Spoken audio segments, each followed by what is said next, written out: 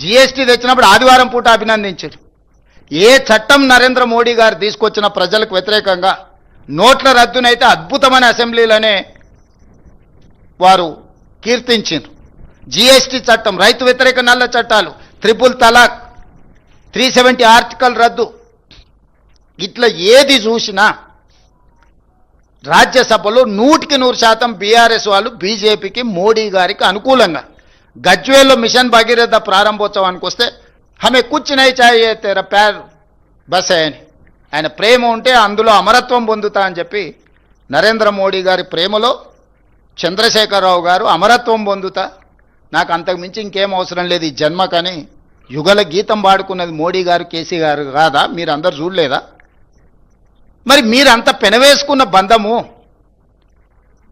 పేగుబంధం ఉన్న తెలంగాణకి ఏమైనా నిధులు తేవడానికి వాడినరా?